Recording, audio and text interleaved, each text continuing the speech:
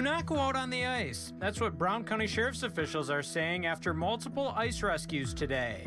Tonight, what we know about those rescues and how rain showers could further deteriorate ice conditions. Good evening and thanks for joining us here at 9 o'clock. Dangerous conditions out there. Several ice rescues taking place on the Bay of Green Bay. We've been talking about the thin ice and open water conditions. Local authorities were called in action more than one time this afternoon. And tonight, we can show you what one of those looked like from the town of Scott. This is what one ice rescue looked like Thursday afternoon from high in the sky. You can see a boat on the open water making its way across the Bay of Green Bay to a large sheet of ice, which had broken free. There were some people out ice fishing, and with the south wind that happens in the bay a lot, a large chunk of ice floated off, and 3 people were separated. The Brown County Sheriff's Department responded. Authorities motored a boat across the water and rescued the 3 stranded people.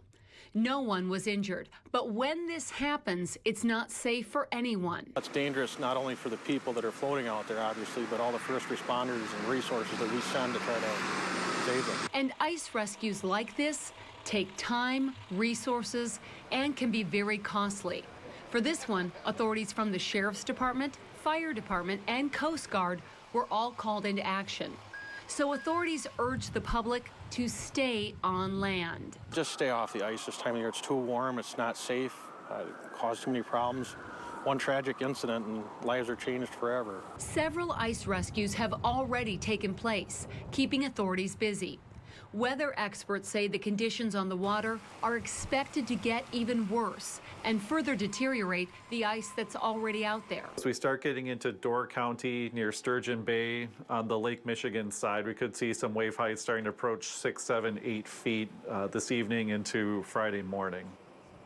Now, late tonight, we did learn details on those other incidents with ice rescues. According to the New Franken Fire Department, 4 people were rescued floating on an ice chunk near Bayshore Park. And during that emergency call, 2 other people needed help. They were stuck on an ice chunk that broke off near the Red River Park.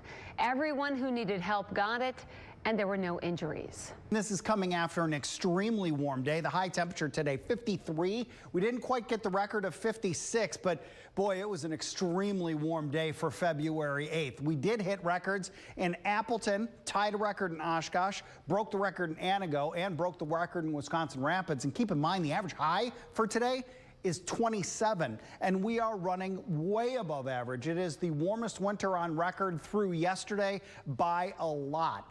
And we are going to add to that lead over the next 7 days. In addition to that, we had the first tornado warning ever issued in the state of Wisconsin in February today over southern parts of the state. And the first February tornado on record in Wisconsin was in Albany and Greene County earlier this afternoon. Take a look around and you'll see bodies of water across northeast Wisconsin lacking ice. With the wind and rain in our future, is that enough to wipe out what's left of the little ice that we do have? Meteorologist Christian Palacio spoke with the National Weather Service to find out. Ice is becoming almost non-existent on our local bodies of water. In this Skyfox footage from Kimberly Point and Neenah, you can see open water along the shoreline. So can the impending rain deteriorate what's left of the ice? The rain impacts, I think, should be pretty little to none. We're looking at maybe a quarter of an inch or so of rain. Meteorologist Kurt Kotenberg with the National Weather Service in Green Bay says the biggest factor on whether the ice stays or goes could be strong southerly winds, particularly along Lake Michigan. So as we start getting into Door County near Sturgeon Bay on the Lake Michigan side, we could see some wave heights starting to approach 6, 7, 8 feet this evening into Friday morning. As of Wednesday, Lake Michigan's ice cover was about 7.6%. The last time we saw such scarce ice cover was back in 2016. Kotenberg says historically, current ice cover is the lowest it's been since the agency started tracking 50 years ago. Our above average temperatures have led to less ice cover, and a big driving factor for those well above average temperatures is a strong El Nino. We've had 40 consecutive days with above normal temperatures in Green Bay from the middle of December to the middle of January, which is effectively unheard of. And even beyond that, this December 1st to January 31st has been the warmest 60-day stretch during winter since record-keeping began in 1886.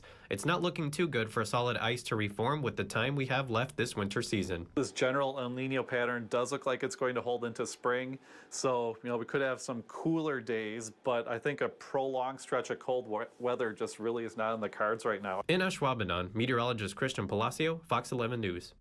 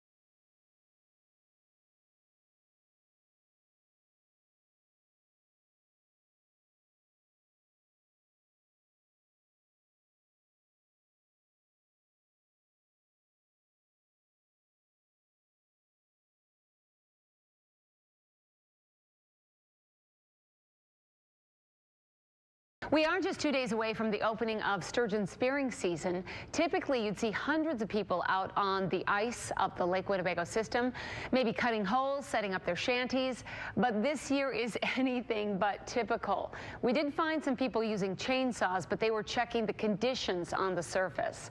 Fox 11's Eric Peterson has our story from the eastern shoreline of Lake Winnebago. It only takes a few chops with a chisel for Jacob Schwefel to punch through this section of ice off the Lake Winnebago shoreline. It's 13 inches thick, but there's only 3.5 of good, no, I won't even say good ice, but ice. And then there's 5.5 of the crap, and then like 4 inches of the ice on bottom again. Quinte Fishing Club Plow Committee President Mark Ecker says UTVs and other vehicles typically take to the frozen surface of Lake Winnebago to cut holes ahead of Saturday's opener. But Thursday morning, the Quinte shoreline was quiet. I never have seen a year, and I never ever heard of anybody seeing a year like this. There's been years in the past where we go out with four-wheelers and stuff right away and then maybe drive trucks out at the end.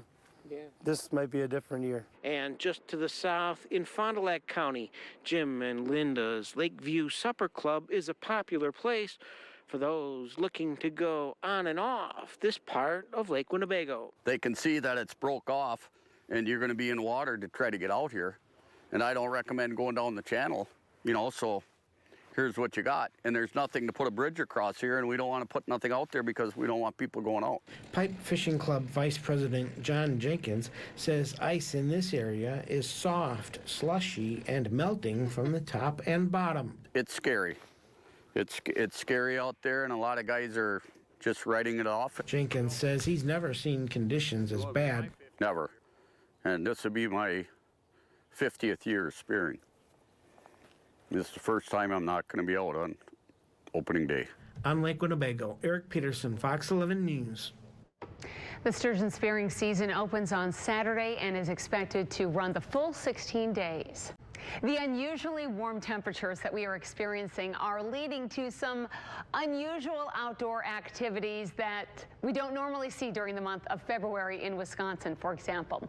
But as Emily Matesic shows us, people were anxious to get outside and enjoy. Usually dormant this time of year, the playground at Lakeside Park in Fond du Lac isn't buried in snow and instead is full of life. We saw the sun and, we decided to come to the park, taking advantage of the warm weather. Eric Bengal of Oshkosh is using the warm weather as a reason to get some wind therapy, taking his Harley for a ride. I've rode at least twice every month for the last 6 years. If there's no snow on the roads and it's at least above freezing, I'll ride. But 50 degrees probably makes this is warm.